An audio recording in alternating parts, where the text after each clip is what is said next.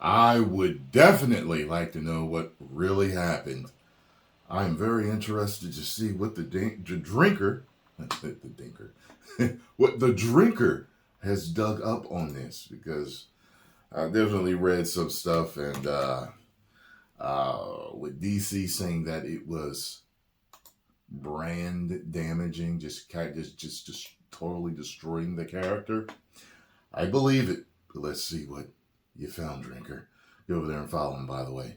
Tell him Tyrone Magnus sent you. In the course of my Production Hell series, I've covered all manner of cinematic calamities. Some managed to pull spectacular movies from the most nightmarish production experiences imaginable. Some started out on shaky ground before descending into complete farce and madness. And others somehow managed to fritter away tens of millions of dollars without shooting a single frame. But this next one is kind of unique in the world of failed Hollywood projects. There were no major disasters or mistakes during production. The cast and crew all got along pretty well. The studio didn't interfere. Oh, there was. There were some major disasters. It was called the writing. Woo! What I heard they were doing, my God. Fear too much. The film was delivered on time and on budget, and the whole project progressed smoothly all the way to the first test screening. Then, just like that, the film got cancelled without warning, deleted from the studio servers, and to this day, it remains locked away deep in a studio vault. A sad relic of an aborted idea, destined never to be shared with the world. I'm talking, of course, about the infamous Batgirl. Now, normally when it comes to these kind of videos, there's a wealth of production information, interviews and reference material for me to draw on, but in this case, actual details of what happened to Batgirl are pretty thin on the grounds. Almost intentionally so, you might say. There's plenty of rumours and hearsay, but not much else, and I think it's about time that changed. So my main goal with this video is to provide as I know it's trying to blame us for not liking the female characters. I loved Batgirl on this show. I loved Catwoman on this show. You know what I'm saying? Like, just do them right. That's it. That's all we want.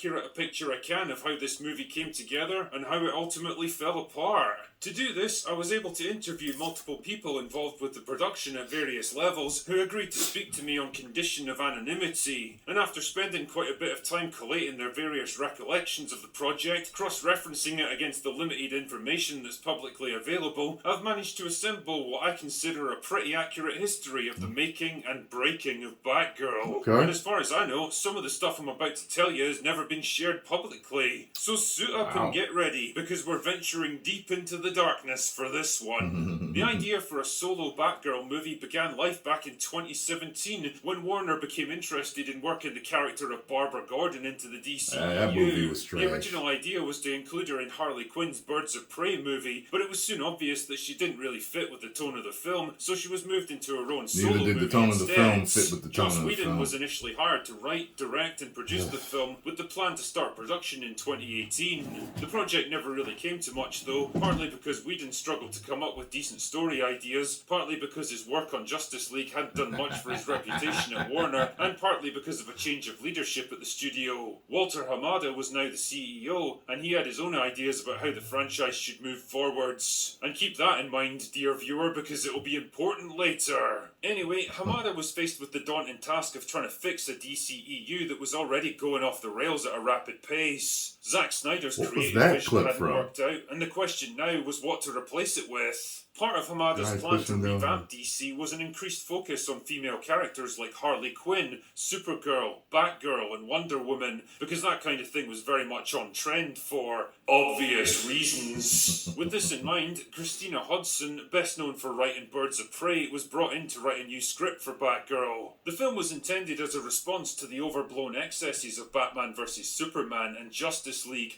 hopefully proving the point that comic book movies didn't have to cost hundreds of millions of dollars and rely on CGI spectacle to sell themselves. The intention was to tell a more grounded, gritty, character-focused story that centred around Barbara Gordon's search for the man who killed her mother in an arson attack 15 years earlier. The man in question would turn out to be Firefly, a former firefighter named Ted Carson working for the mob, who intentionally burned down buildings to clear out areas for redevelopment, allowing his bosses to collect the insurance money and become insanely rich in the process. In the years since then, mob boss Anthony Bresci has used the profits to become a legit businessman and a pillar of Gotham society. Carson, meanwhile, has struggled to hold down a job as his past trauma keeps coming back to haunt him, and with his wife now terminally ill and medical bills mounting up, he begins to slip back into his old profession. As Barbara starts investigating the new spree of arson attacks, she ends up teaming up with Michael Keaton's Batman, who also has an interest in stopping Firefly and exposing Bresci's corrupt past, and ultimately becomes a kind of mentor for her. By 2020, the script was finished and Batgirl... Speaking of Batman being a mentor, I think there's still something in doing a Batman Beyond with him. I do. I do. Even if it's not him, Ben Affleck. I would even take Clooney. Kilmer, but I would physically. But I want a Batman Beyond. I want a Batman Beyond. And that's a Batman that it's like, everyone always wants Bruce. But this is a story that we like. Batman Beyond worked. You know what I'm saying? So, God, I want that movie so damn bad, man. DC, if you're watching, still do it, please. Still do it. We want a Batman Beyond. We do. I know you were like, thinking about it predicated on the success of The Flash, but The Flash had too many problems. It's not Keaton's fault. You understand? Make it. Batgirl officially went into production alongside The Flash, which was intended to come out first and introduce the idea of alternate timelines that would help explain Keaton's presence in the movie. The green screen of Adil and Bilal were brought in to oversee the film in May 2021. The two men had successfully brought the Bad Boys franchise out of hibernation the previous year, and they were familiar with superhero projects after working on Ms. Marvel, so they seemed like a safe pair of hands in this case. Brendan Fraser, who was in the middle of a career resurgence at the time, was soon locked in as Firefly, J.K. Simmons as Commissioner Gordon, and of course Michael Keaton as Bruce Wayne. Oh, and as a little side note, when Walter Hamada was asked why Keaton's Batman was in this movie instead of the Ben Affleck version, but J.K. Simmons was still playing Commissioner Gordon like in Justice League, his answer was, "Nah, it's all just spaghetti, man." Yes, I can definitely smell spaghetti. Anyway, the problem now was finding a Batgirl for the movie. The production team tested up to 500 different actresses of various ages and ethnicities for the role. Their directive was that nothing was off the table, anyone would be considered. And gradually the hopefuls were whittled down to two main contenders, Zoe Deutsch and Leslie Grace, with Grace ultimately impressing the team and bagging the role. What they hadn't really counted on though was the fan reaction. Barbara Gordon from the comics was a redhead, while Leslie Grace was Dominican, and straight away the online reactions were explosive. Race swapping was becoming a real hot topic issue in comic book fandoms, and Batgirl had unexpectedly wandered into a firestorm. Not exactly a great start, but the team were still confident that Grace's performance... Good luck, dear. Aww. Yeah, here.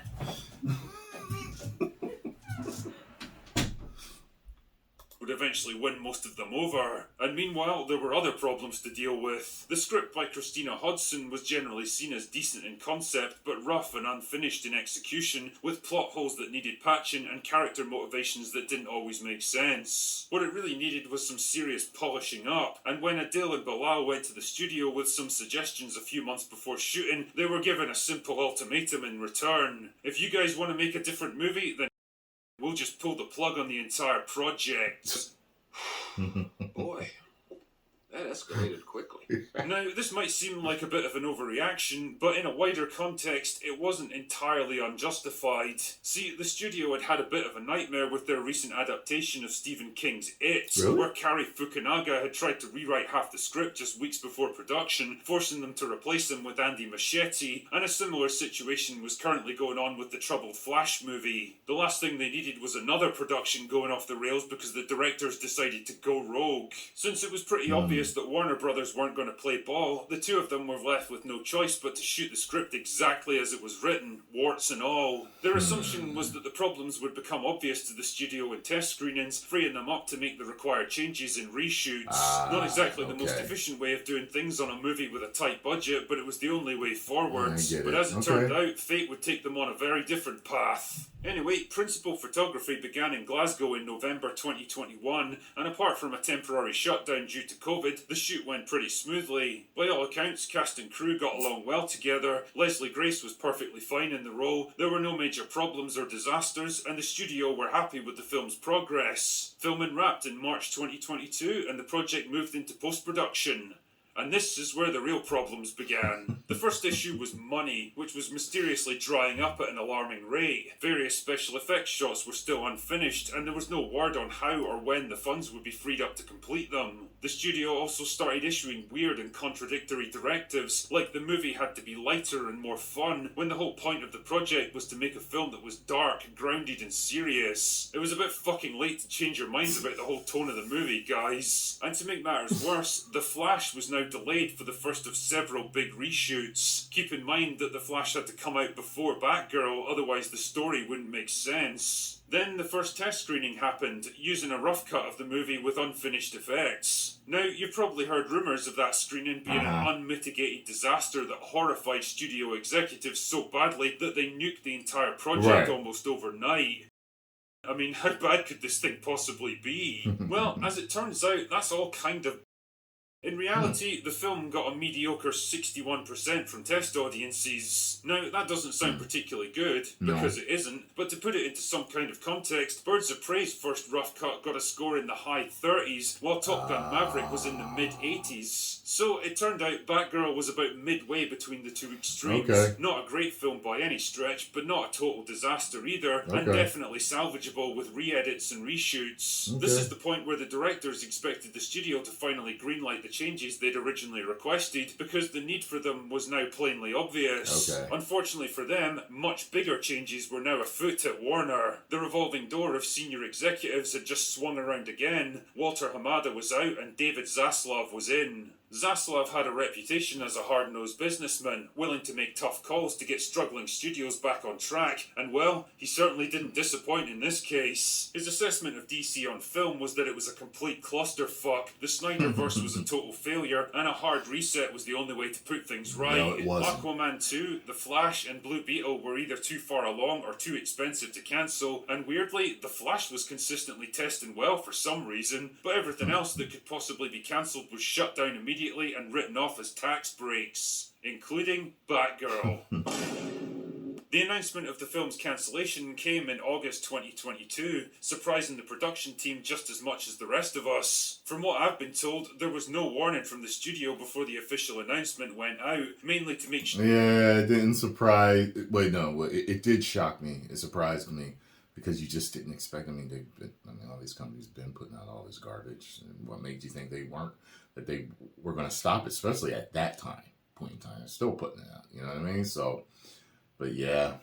Sure that none of the crew managed to save a copy of the film that might accidentally leak online later. The servers were scrubbed overnight and all remaining footage was purged like it never even existed in the first place. Damn man, Joseph Stalin couldn't have erased history as effectively as these guys. And that was pretty much the end of the saga of Batgirl, the movie that never was. And aside from a few production stills and some behind-the-scenes videos, we'll probably never get to see what this movie could have been. The only copies are now literally under lock and key in the Warner Brothers vault, and releasing the film would mean repaying the tax write-off they claimed when it was cancelled, so I don't imagine it'll ever see the light of day at this point. And in some ways, it's kind of a shame, because not only did it sound like a fairly interesting story that would have seen Michael Keaton actually get to play Batman instead of fighting space aliens in a desert, but it also sucks for all the people who worked so hard on it. It's one thing to get slated for releasing a film, but it's another thing to take the blame for a movie that nobody even got to see. And when Yeah, I tell you this,